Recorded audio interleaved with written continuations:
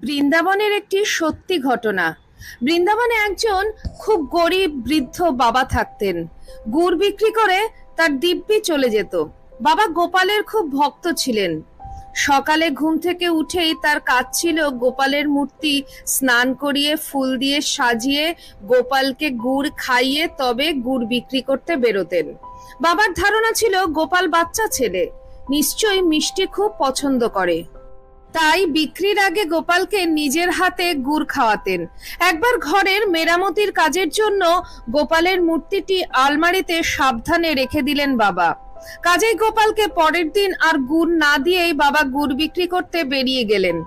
হঠাৎ একটি ৬-৭ বছরের বাচ্চা ছেলে এসে বলল, বাবা আজ গুড় দেবে না? বাবা ভাবলেন গ্রামেরই ছেলে হয়তো। বাবা হেসে গুড় দিয়ে দিলেন। সেটিও গুড় পেয়ে ভারী খুশি মনে চলে গেল। এরপর